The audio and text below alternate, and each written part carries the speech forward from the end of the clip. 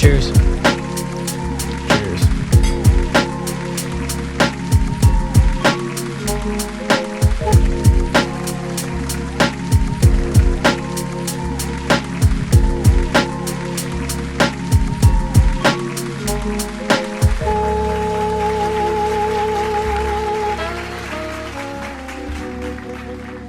Greetings, Earthlings.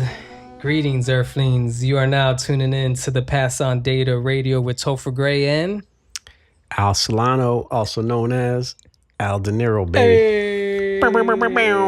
You forgot to bring the horn again. I know, man. Damn, I gotta bring it. Yeah. Yeah. You guys are gonna like that when you actually finally hear it. It's one of those classic sounds. I actually inserted the actual horn in the last pod. It sounds good. But I would like to see how like having the keychain thingy in the background sounds rather than inserting a big. Yeah, I'm a big fan of that horn, man. I don't know why. I don't know where it comes from, but I feel like whenever that horn plays, everyone knows, right? It hypes you up. It's the. It hypes you up. Yeah, it's great. When I used to hear it in clubs back in the day, I mean, you were just like, "Oh hell, the party is on." That was the setup. That was the mind programming. Because usually after you would hear that, the party would most likely jump off. When you hear that, you're not at a funeral. You know what I mean? You're at a party. Like something's popping off. You know what I would like though? If something was to happen wild to me and I was to die, play that. You want the horn at your funeral? Yeah. You know what? Right before Let's like do that. what is it called? The eulogy when everybody has their thing. Yeah. You know what, man? Like I've heard several instances of people who will say something to that same effect of like, man, when I pass away, I don't want people to be like, sad or crying or whatever. Like, have a freaking party, man. Like, play that. It's easy for the person that's gonna die to say. You know what? Here's the thing. In a lot of circles, it's called a celebration of life, and people want, sure, they're gonna be missed, right? Yeah. But like celebrate, like have fun, but have fun in a way where you're remembering me. Right? Like dance and party and drink, but let all the cheers, let all the discussion be about the good times with me and all that. And sure, you're missing me and all that kind of thing, or you're missing that person or whatever. But it's why do we make it a sad thing? Make it a party thing, right? Like you should. Yeah. I mean, I think it's easier said than done. Yeah. I think it's harder for the people that are losing somebody rather than the person that's about to be, because that's kind of what we all want. Like, yo, just celebrate me and, just celebrate life, celebrate, just celebrate. I don't want people to feel sad. But I mean, the natural instinct for somebody is to feel sad. And going that, I'll say this. I mean, when you think about like a funeral and all that kind of stuff, and when someone passed away, it's always sad, right? But at the time that they pass away or whatever, that's the sad part because it's so absolute. And when you find out something like that, it just boom, it just hits you. Even if you know it's coming, right? You know it's coming. You may or you may not, right? Let's just say like it's someone who's they've been sick for a good while and blah blah, and you kind of thought like, it's coming. It's coming. But when it actually happens, it's so like a sudden. It is, man. It's so it's a gut punch, and it's like, man, I kind of knew it was coming, but like not today. And when it happens, it's like it is sort of a shock. But going back to what we were about to say, and that's why I brought this up, was when you get to like the funeral part, or like maybe like a wake or whatever it might be, you've had probably kind of like a few days to probably have it settle kind of in and stuff, and then you can kind of think like, you know what? All right, let's celebrate this person's life. Let's have a good time and let's talk about this person. Let's have a drink or two. Yeah. Let's, and sure, man. I mean, why not make something like that a fun kind of a thing versus just a total somber event? I guess it depends on the kind of fun, because I think Hispanics, I think Puerto Ricans are known to have a little too much fun at the funerals. Yeah, I mean, I don't know if you've seen, those. It was coming up on my timeline a lot, and I think it was mainly Puerto Ricans where they'll prop up the deceased like on a motorcycle bike. Holy shit! Are you serious? Yeah, have you seen those? No. Yeah, they'll prop them up like in like mannequins, like in a weird position. Like I don't know if the person. I will tell you this: I definitely would not want that. Like, I mean, have a party in my name, but like, don't prop me up on a damn bike, making me look like fucking yeah. I'm about to pull it up. What's his name? Weekend at Bernie's. Kind of situation. So that's what they do. Here, let me Google that. Puerto Rican funeral prop ups. Let me see if that pops up. But you know what? That's probably, if you're gonna pull that up, it's probably true about like many other. Here we go. I guess it's a groups thing. Of people. Okay, so AI Overview says Puerto Rican funeral prop ups known as muerto pa. I can't speak Spanish. See, what are you getting off that? I don't know this word. Dead man standing are unique and non-traditional wakes largely pioneered by Martin Funeral Home in San Juan. Rather than the casket, embalmed bodies are posed to reflect their hobbies, professions, or personalities, offering a happy. So, I mean, this is I guess exactly what we're talking about. So you could see like, jeez, that's crazy. Isn't this dark? So this is like people posing in activities that they would have normally conducted when they were alive. Yeah. And make that sort of the display during the funeral instead of being in a casket. Is that what's happened? It's a little bit weird. This is weird, but it's a big it happens. Look at this. Like if you like to build puzzles, they would put you at a table with a puzzle piece. But is this considered like a good celebration?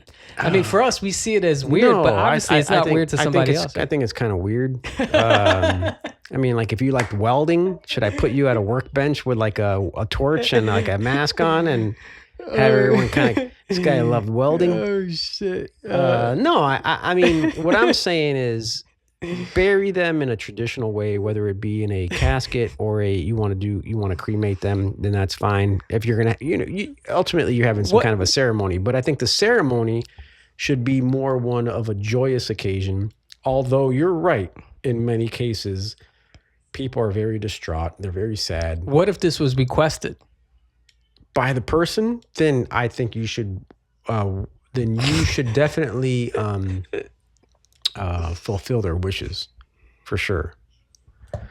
Like, I mean, that's what they want, right? Especially if they speak it or they have written it down and they're like, hey, this is what I want. Then you should do that. Because it's not yours. It's not yours to dictate, right? It's if they have a will or look, just a desire. If Elise told me, like, look, babe, when I die, I would love for you to like put me in front of a mirror, putting makeup on, in a little corner, make that area put me look in nice. Front of a vanity. Yeah. If she was to request that, I'm not doing it. You're dead, so you don't even know what the hell I'm doing, anyways. But what if she said, "This is what I want"? Okay, I would agree with it, but once you're dead, you're dead. Like I'm not. But I think you got to fulfill the wishes. This is what they wanted. I'm not fulfilling that wish. And I'll feel perfectly fine not fulfilling that wish. Because in my head, I'm like, you don't even know if the wish was fulfilled to begin with. So I'm even fine with that. In the afterlife, they will. You think so? Yeah.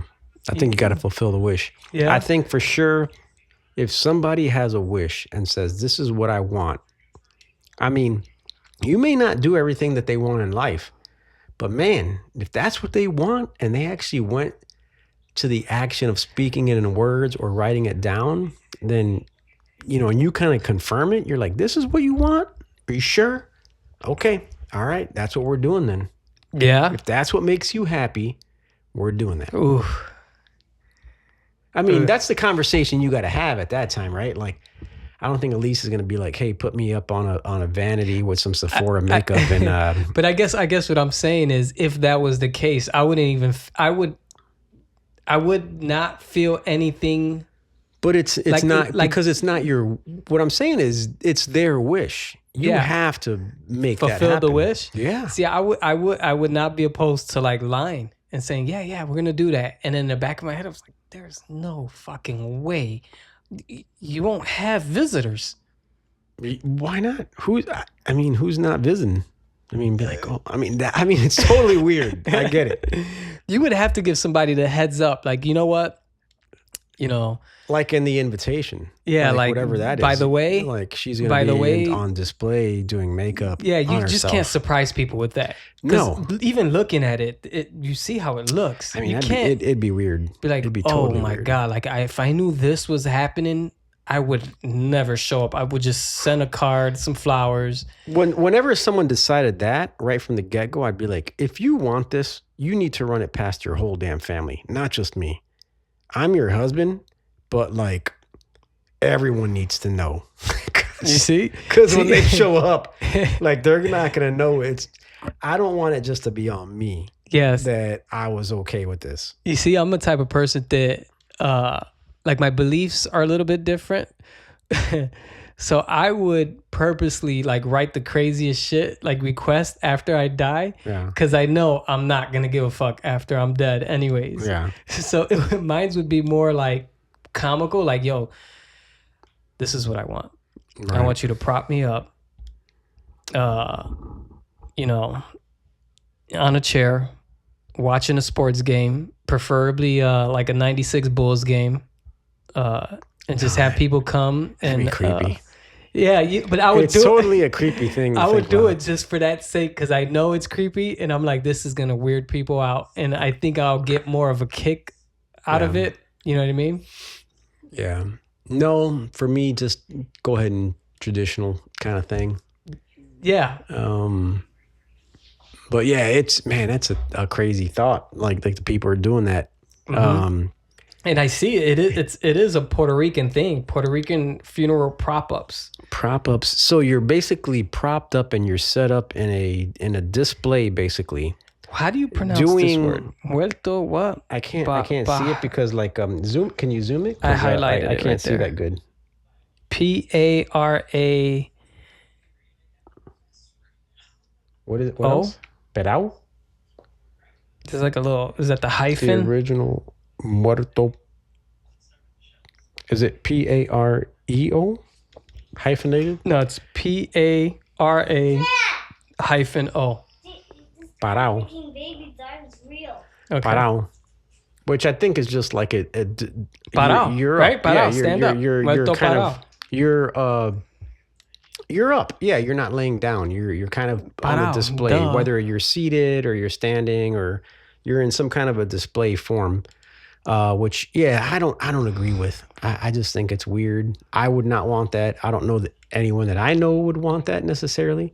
But yeah, man. I mean, if someone explicitly said, "Hey, I want this," then I'd be like, "Hey, they said that's what they wanted, so that's what I'm doing." You know what I mean? Whether you like it or not, it's not your wish, is what I'm saying. Like, yeah. So here's the thing: people may say this, right?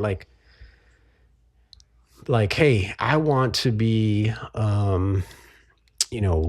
let's say cremated, and put me in a like that movie. There was a movie with Jack Nicholson and the guy from what's his name? The guy from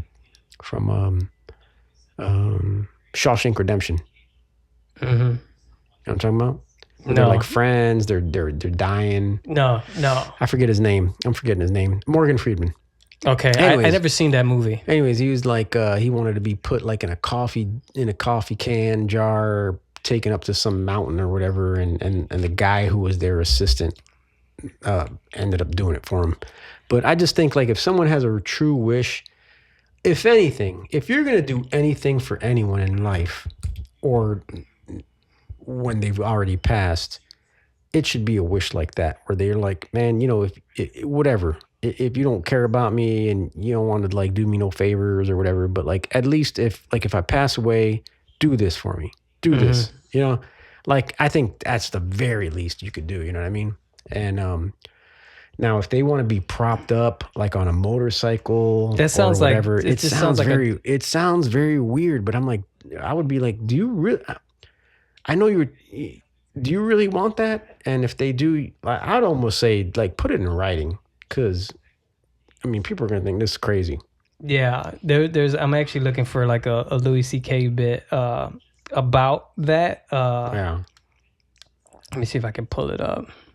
Yeah, but it's pretty weird. Oh, here we go. Check this out. Here we go.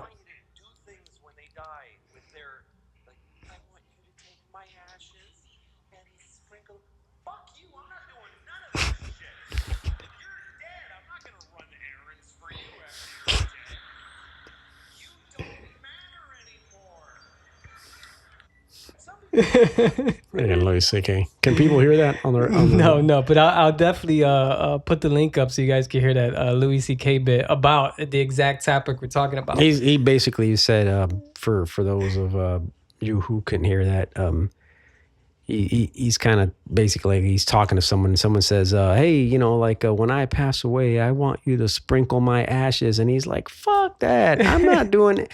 I'm no longer running errands for you. You passed away. You no longer matter. Yeah. That's crazy. That's crazy. That whole prop setup thing. I don't care how much somebody requests that.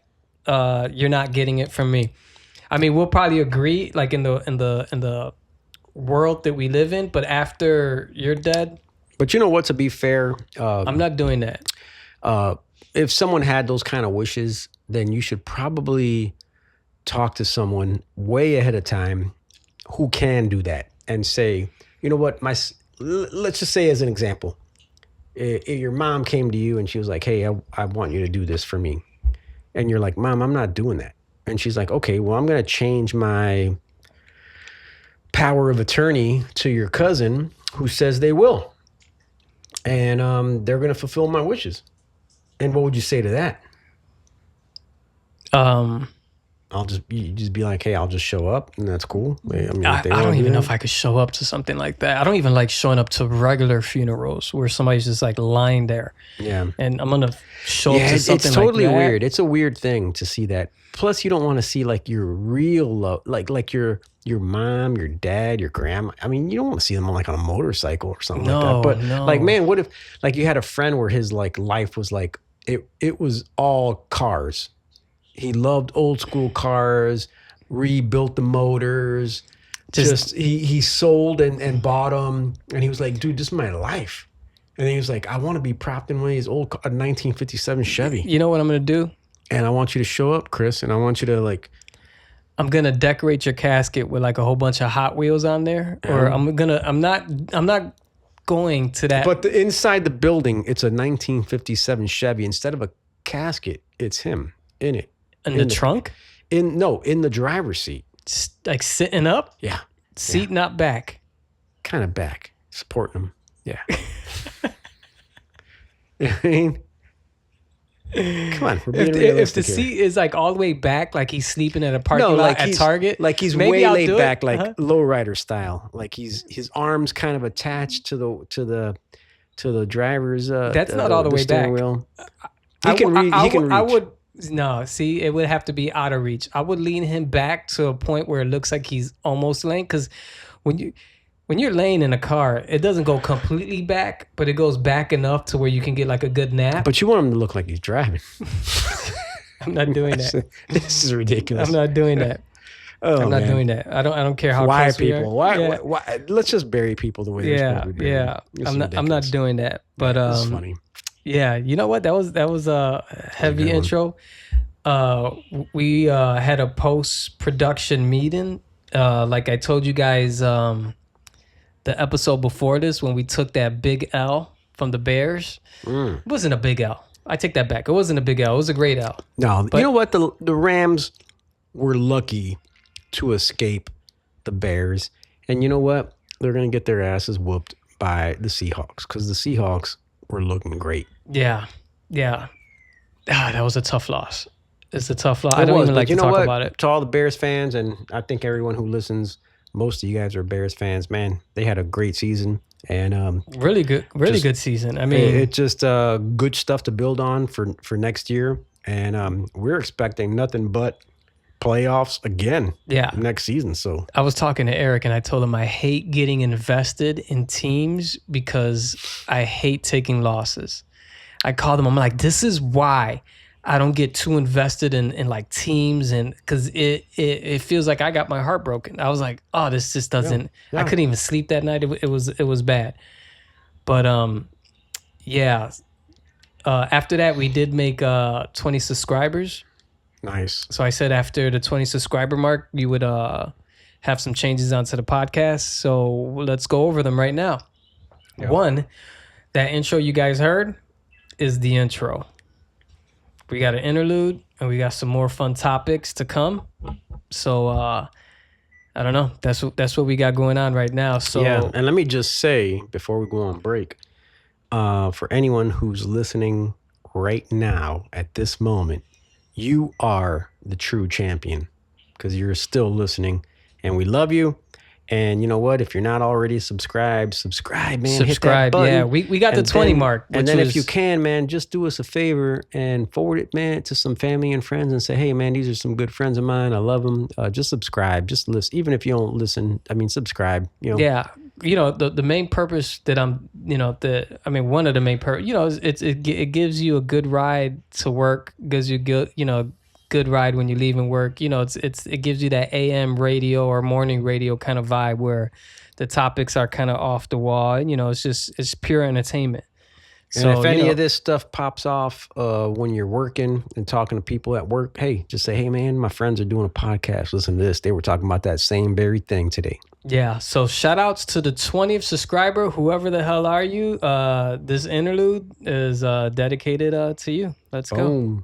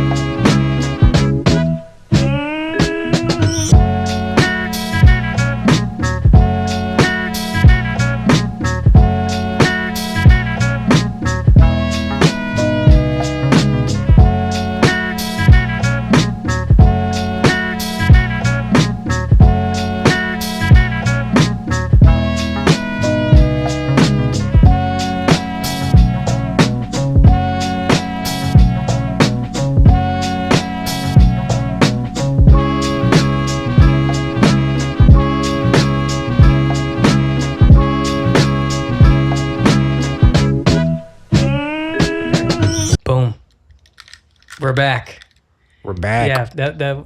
Yeah, but those requests are very reasonable, and I guess that's what I mean. Once you start going above and beyond on your death requests, count me out.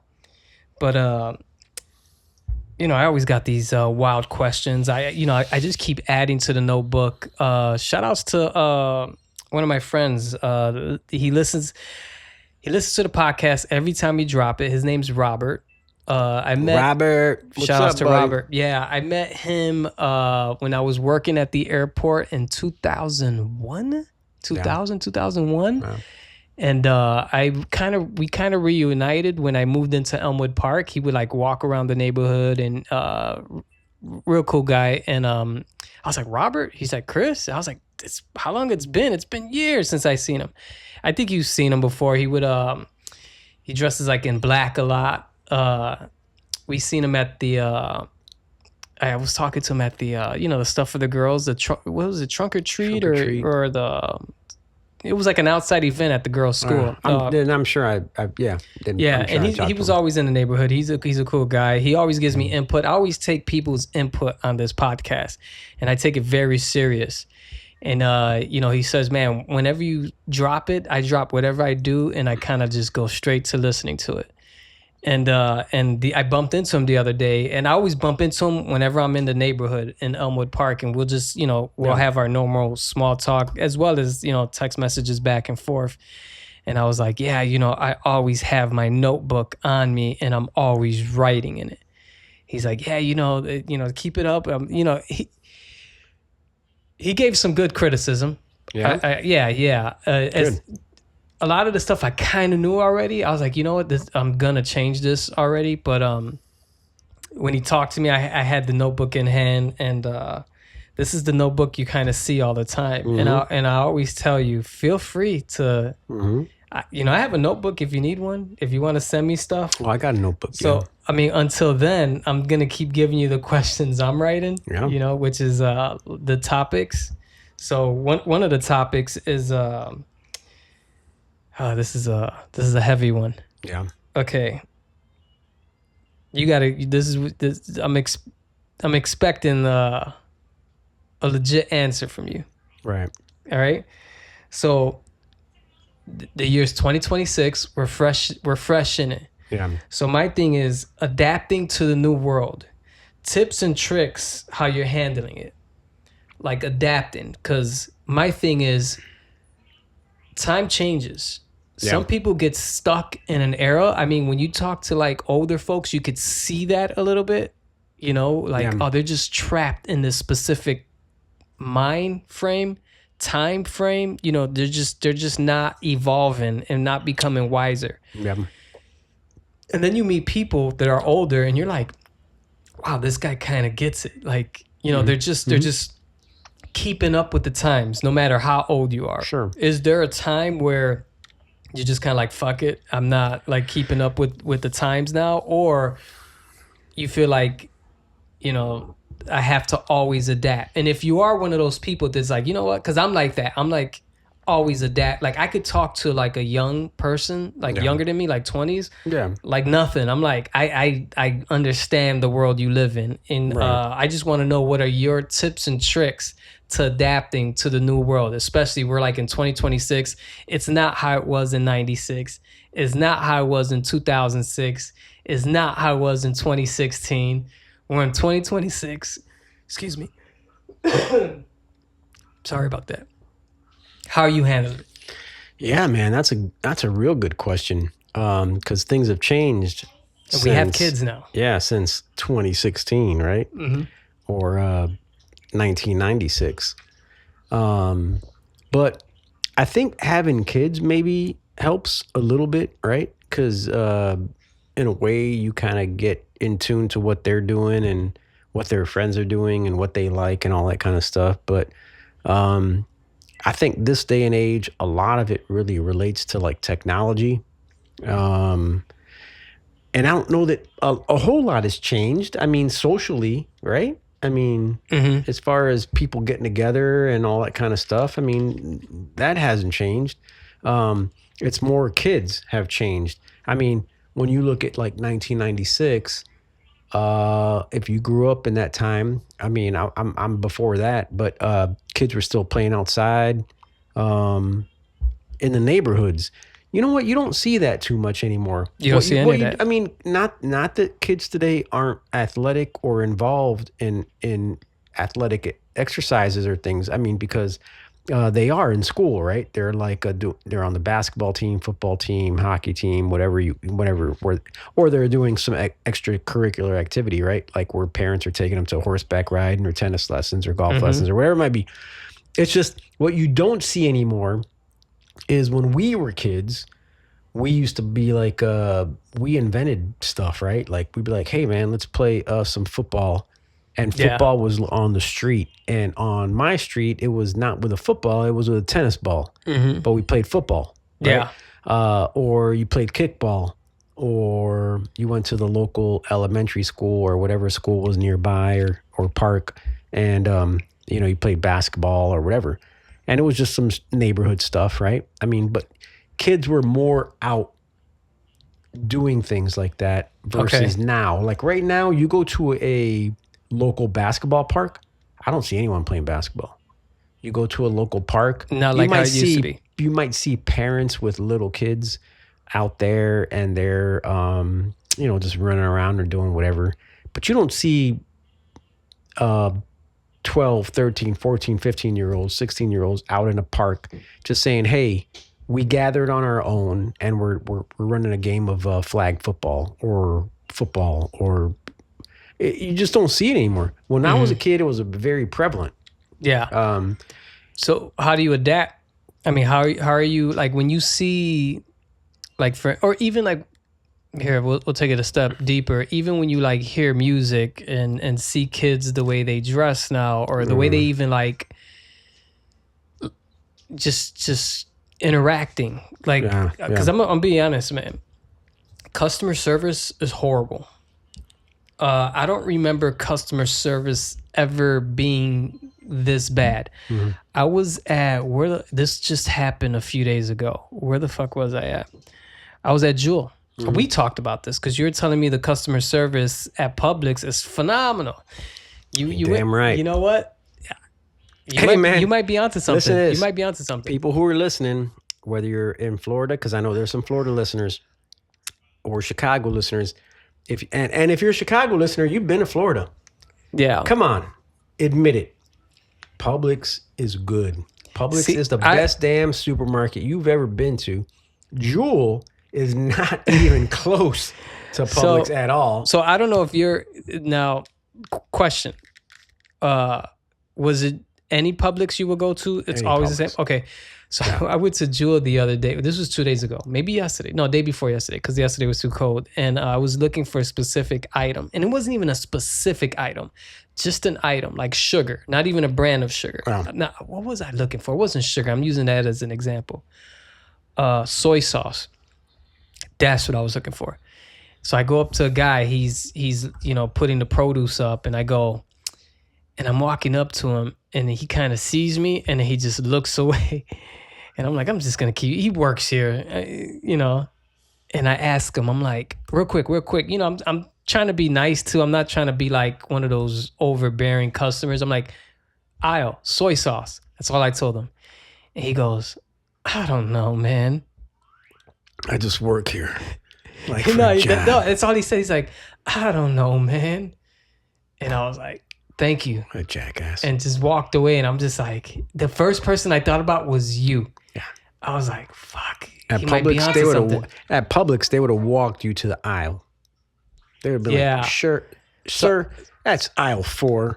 Asian section. Let me take you know there. What? I kind of knew. I didn't know the aisle, but I knew it would be in a specific section for sure. Everybody has soy sauce, and I had to look for it. And this ain't the first time that I witnessed horrible service like that. Yeah. Customer service used to be. I don't know if you remember, but whenever you would walk into a sneaker store, like a Foot Locker, and you want to get some running shoes. Whenever I would walk into a sneaker store back then, it was an immediate, how may I help? You need help? What size you need? It was just like an overbearing, like, I'll let you know when I need a size. It can't, it's not even that anymore. Mm-hmm. You have to like hunt somebody down for a size. It's just, customer service is so bad. Yeah. But I equate that to the way the world is now. I'm like, you know what? This is just the time we live in. I tell Elise that I'm like, don't expect good customer service now. That's gone. That'll be obsolete. Like, however it is that we were trained and programmed to, like, you're at a workplace and you gotta help. I don't think kids. That's just not the wave anymore. So I expect good customer service when I'm eating out. Yeah. Yeah, when I'm eating out, and I expect that. See, I want that, and if I don't get it, then I'm just not going back to that place. Now, I don't expect good customer service necessarily from Walmart. Yeah, it would be nice because you're working there, and if you're working there, I get it's a low kind of paying job, But man, at the same time, your job is customer service. Yeah. The customer, you know what I mean? So if you don't have good customer service, that's just on you as an individual. And I almost don't, it goes back to you as your family and your background, because the store, they just hired you, man. But you know what? Here's what I don't get. Publix doesn't have any special kind of crazy training. You don't think they do? See, I think like you were saying. You know what? Like, here's two places that have exceptional customer service. And sure, there's some training. You know what? Let me take back what I just said. I have not been part of the training that is included in the Publix employment. Okay. No, actually, I have. What the fuck am I talking about? Dude, I was a Publix employee. I worked at Publix. But you know what? That means I didn't go through any training. But you know what? With that said, everyone at Publix just assumes the role. Like when you start working there, you just it's the environment. It's everyone's a customer service rep. Everyone's like doing a good job. It's contagious. Mm-hmm. And but I will tell you this, another place that where it is, and probably more than just one place, is, you know, coming from Florida, Disney, SeaWorld, Universal. The employees are extraordinarily happy to help you. Yeah. They will show you where things are at. They will answer your questions in a very nice way, not with an attitude, not with like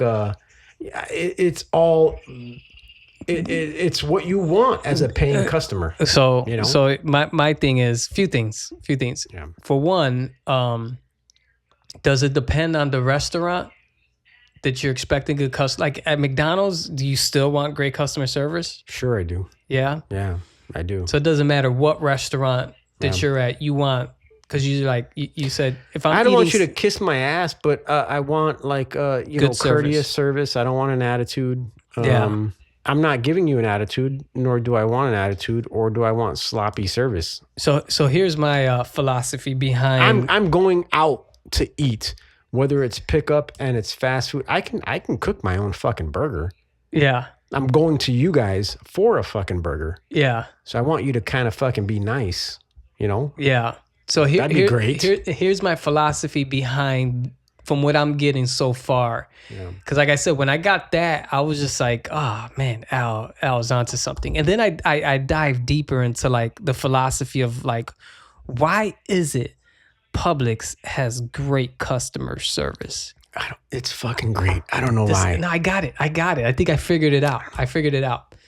And then I started thinking about places that have good customer service here. And Trader Joe's is one of them. Yeah. Trader Joe's has great customer service. They do. No matter what Trader Joe's you go to, it's good. It's almost like they're getting paid more. They're getting paid more, but I don't know if they're being trained to be like, I don't know if that's a requirement. Like, look, you have to be nice to be here. I don't know. I do not know. I can't co-sign for this. But, you know, you go into a Trader Joe's, even if you're like in a cold city in Chicago, their theme is Hawaiian shirts. It just looks very tropical. When we went to Hawaii some years back, do you remember the customer service there? Yeah. Phenomenal. Great. So Didn't we have like a 90-year-old lady bagging our grocery stores? Yeah. She was so great. She was so tan too. Yeah. Almost rubbery skin tan, but you know. But, you know, everybody was nice in that grocery store. Great. It almost had like a Maui vibe. Pretty expensive. So I think for those standards, if I remember right, we spent like $98 on like a handful of shit. And I was like, God bless America. Yeah. So my thing is weather has a big part of it. Because Publix, Florida, palm trees, good weather. You know what? I disagree. I've been living here now in Chicago for, going on 2 years. Okay. Close to 2 years. And I still feel like me and my family are happy and bubbly and as nice as we've been ever. And I don't think it has to do with the weather. You don't think these people are just a lot nicer because they're just getting vitamin D all the time? It's just sunny. It's just because I think if anything, the heat will irritate your ass. Really? It will irritate you. It will be like, you know what, this fucking guy coming in here asking me questions about bullshit. You're stepping on this philosophy I have. No, because I'm convinced it's weather because you could argue the same thing about cold. You can be like, you don't think the cold is just making someone miserable and unhappy and whatever? Yeah, but look, you got to be like in a New perfect York? environment, like a perfect. What I'm saying is, I don't know that the weather changes the attitude of your workday. I think it does. Like on a spring morning, it can make you a little bit happier. Yeah. But overall, going from winter to spring, and you're like, man, it's this nice sunny day. It got nicer out. You don't think that changes the mood? I think, but I'm saying consistent customer service, right? Yeah. There's just places that have it and some places that don't, and the weather's not going to affect that. And so I don't know, man. I don't know what it is about Publix or Disney that they just have. My mom used to explain it as pixie dust. They have good weather. Look as far as where is Trader Joe's is based off California, Pasadena, good weather, right? Mm-hmm. Disney, good weather. Good weather. Yeah. Publix, good weather. There's one more that I'm dying to check because this place used to have good customer service. I don't see it as much because I don't go there, but Chick-fil-A used to have great customer. Okay, great example. Chick-fil-A, no matter where you go, great customer service. But you don't, here, this is what I'm getting to. Atlanta, Georgia, good weather. Atlanta, GA, baby. Right? So Chick-fil-A is based off Atlanta, Georgia. Trader Joe's, California. You don't think they just carry those values to when they open up to like a colder region? No, you know why? Because, well, I think it's their policies and their procedures. And they can extend that to Minnesota or Chicago and be like, look, this is how we do it. I got a question. Motherfucker. So if a Publix was to open up in Chicago, how do you think the customer service would be? It'd be good. It'd be good. Why? Because of the policies and procedures they have in place and of how they hire people. And I've never been to a Publix that hasn't been good. You know what I mean? Shout out to Publix. The closest one to Chicago is in Louisville, Kentucky. And kind of sad. But yeah, Publix, man. You know what? I don't know. After that experience, I don't think it's hard to say I would never shop there. Cause Publix? No, Jewel. Oh, Jewel. Because of my last experience. But the thing is, I'm adapting to how the world is now, and this is just my way of adapting. Yeah. Like my thing is like back to the question number one. How am I adapting? My expectancy on how humans act is just out the. I don't expect for humans to give me good customer service. That's one way I'm adapting. Sad. Yeah. Two, conversation. Like even I work with a few younger kids. The tone of what they talk is very low. I'm learning how to adapt to that. What do you mean their tone? Like when we talk, we're talking, we're good. Yeah. But it's I'm constantly saying, huh? What? Huh? What? Yeah, it's I can barely hear them, and I get it. It's because of they're always on their phones. Their way of communicating is through the virtual world. Right. They're just and I've met a lot of kids like this that just it's easier to communicate through text message rather than looking at them in the face. Like me and you, we come from a specific time, so we can have these discussions as opposed to if I was to bring 10 kids in their 20s, 2 of them will probably be able to hold up what we're doing. The other 8, they're not going to say anything. They're going to be very quiet when they talk, real timid, Yeah. That's just how it is. Yeah. And I understand that. A lot of people don't. It's weird. So how do you adjust to that? I don't adjust to it at all. I mean, like my daughter, we just got her a phone, whether it's right or wrong, for her 12th birthday, and she likes to be on that damn thing. And but when I talk to her to her face, and I tell her to get her, face out of that damn phone and look at me, and that's how it is. Yeah, and that's how we do it. You know what I mean? Yeah. Some parents, they're not like that. and Yeah. And so we dictate, and Lena, my wife, she's very much the heavy on that as well, about telling her when she can be on the phone and when she can't be on the phone, and we regulate it because at the end of the day, we're kind of like the dictators, right? We're like, we gave it to you, and we can take it away, and don't give us no shit about it. Yeah, and you kind of want to give your kids that balance of, this is all the good things from my time. Let me try to apply the good things from my time and teach you about it. But there's also things that I think that we are just so accustomed to, it's hard to like go around. Like Elise has, ads in school, and she's learning how to write, and she's trying to do her eights, and I'm looking at Elise, and Elise is like, sometimes she'll get like this bad report from the teacher, and I'm just like, let me tell you something. This is how I strongly feel. I think we had this conversation last time you and Lena was here, and I was like, writing is not going to be a thing. I'm telling you that. For us, it was. Like me, I'm still writing in a notepad. Yeah. If a 20-year-old was to see me do this, they're like, what the fuck are you doing? It's very big in Europe, like cursive and how you write and all that. But I think we're, depending on an age though, I don't think 20-year-olds are hip to. Now, if I'm wrong, if any Europeans or anybody that's not from America is listening and they're like, no, this is not what we're doing. From what I'm witnessing, because it's being done in my workplace where we get new mechanics. No, things are all electronic now. They don't know how to sign their name. Yeah. No. Yeah, they don't. Some of them don't even know how to do cursive. And I'm like, okay, so we're taking cursive out of the equation. We're taking like all of that. It's just computerized typing. Well, so I'm telling you, don't.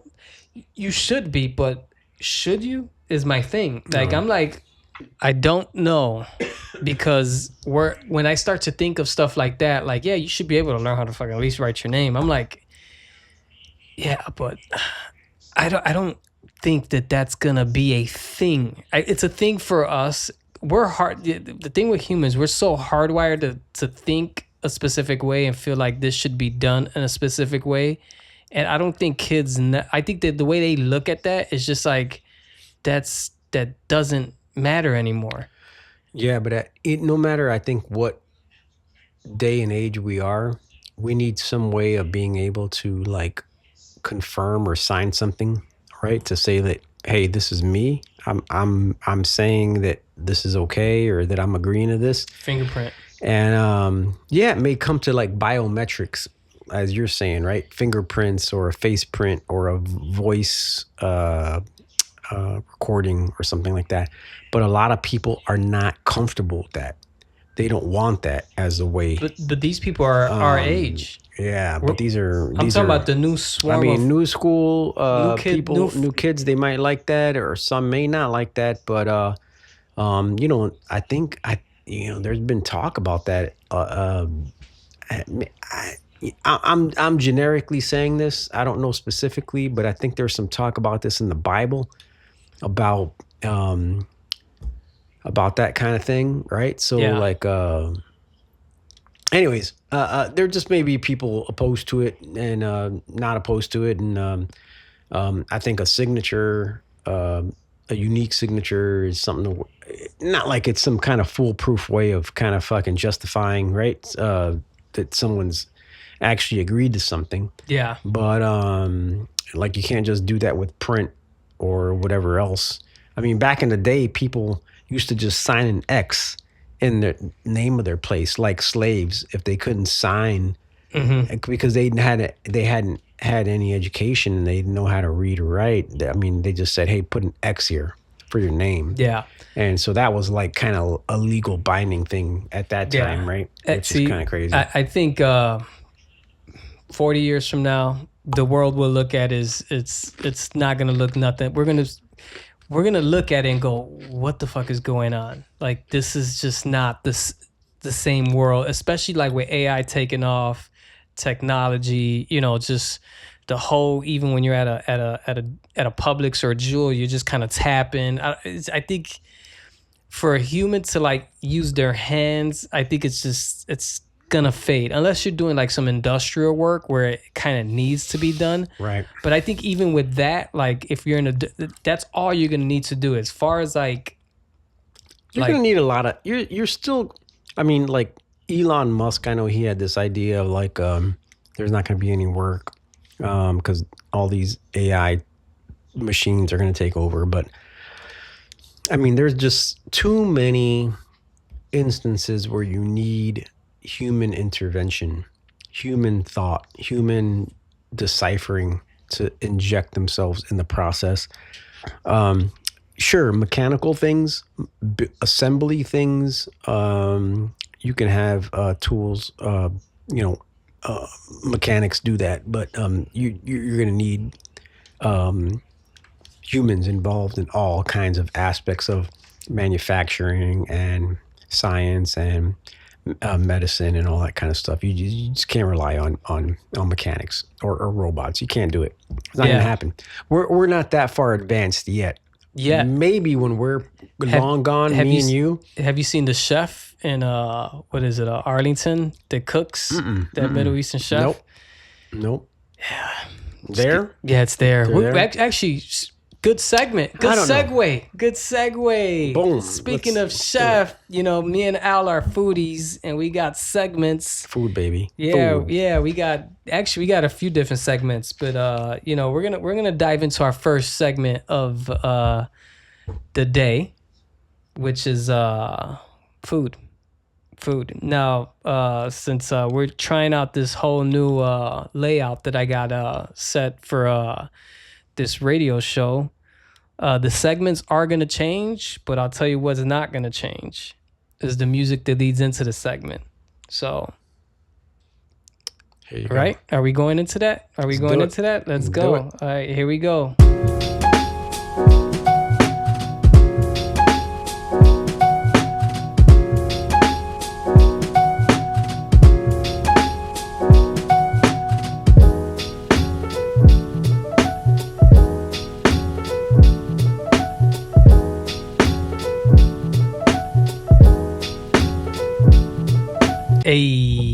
And today's segment will be food.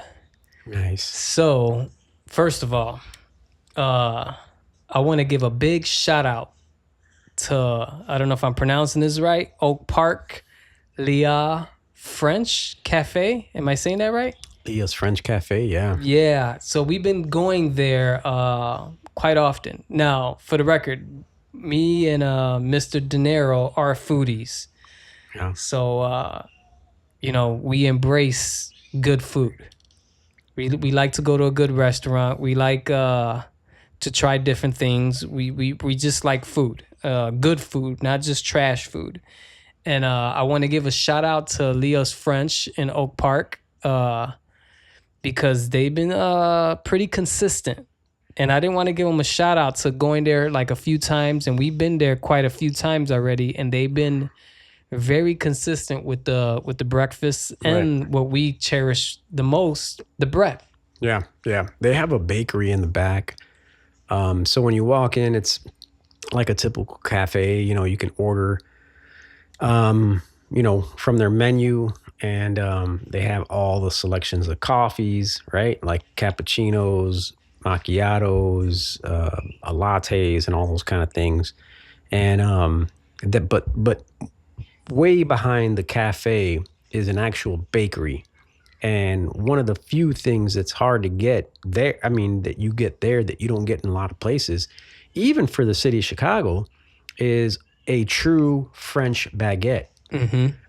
We're not talking French bread or something warmed up.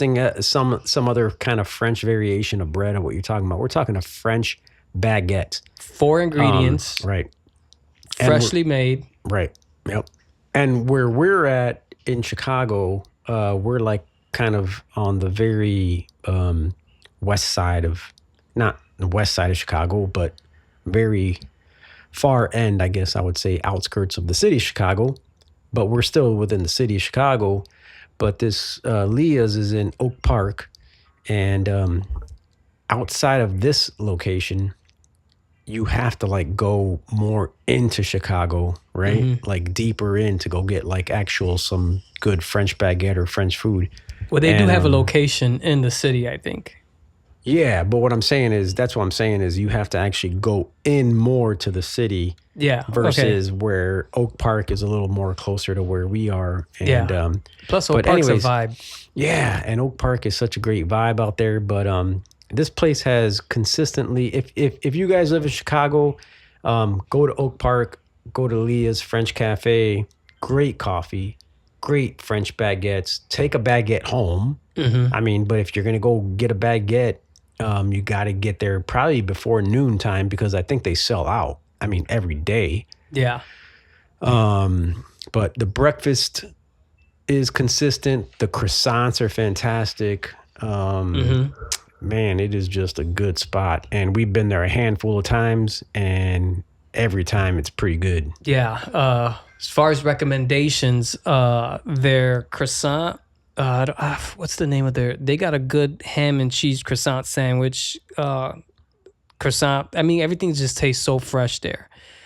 They got the La French, which is the baguette sandwich, is the one I usually bring Elise. Still phenomenal. Their coffee's great. Yeah. It's just it's a real good, consistent restaurant. It's like a good. If I was to describe it, like before you go to work, and you want some coffee and you want like a breakfast sandwich, that would be like a really good go-to. Yeah. And but you're not getting like the Egg McMuffin. You're not getting that. Yeah, no, it's gonna be croissant or French baguette. Yeah, ham with egg, ham, some smoked bacon. French ham, some Gruyere cheese. Yeah, some good bacon. Quality food. Yeah, good stuff. Good stuff. Yeah, customer service is great. They got like a point system where you could get some reward points off them. Yeah. And you know what? Here, let's see if this will work. Ad, come here. Come here. Oh, I want you to say something. Come here. Come here. Hurry up. She's shy. She's shy. She's not coming over here? Ad, come here for like 2 seconds. I'm going to ask you a question. Come here.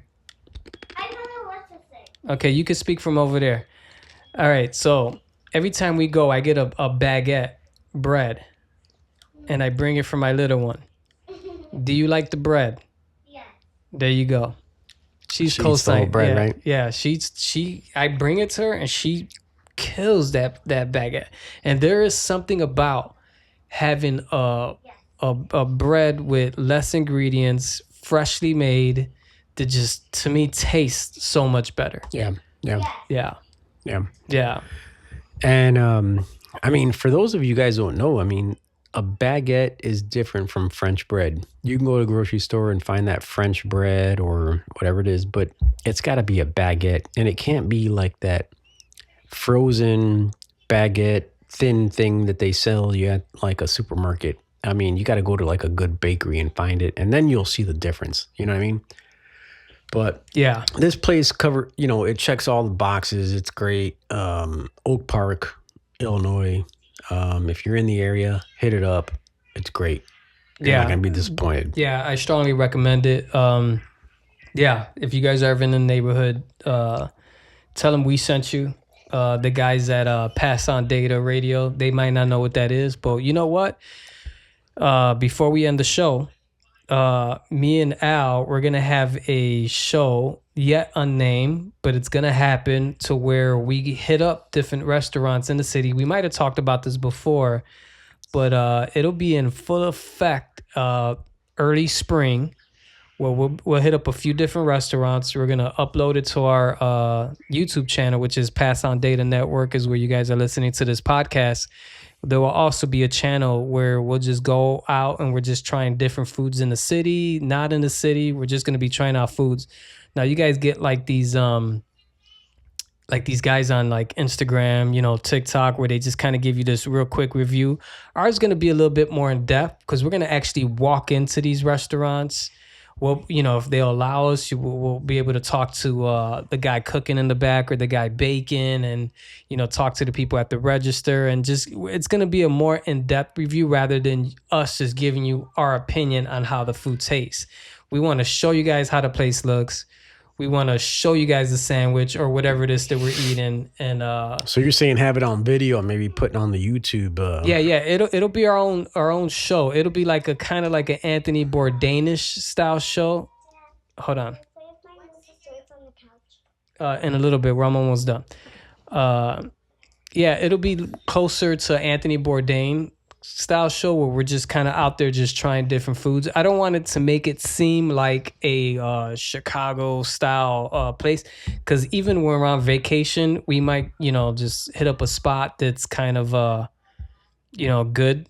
Let's say I don't know, Hawaii, Paris, Galena, wherever, you know, whatever spots we hit up, and we're like, you know what, we're gonna try this restaurant and we're gonna give it a go. Yeah. So that show is coming soon. I don't want to announce the name yet because we do have a few names that I'm kind of like debating on that we're gonna go over. But the first restaurant we will be hitting up is Leah's French, just to show you guys how good this sandwich is. So and good. You know, you guys could tune in and hopefully dig that part of our empire. What do you think? Yeah, man. Peace, love.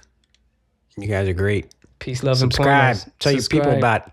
Tell your peoples about it. Tell your peoples. All right, we're out of here. All right. Love you guys.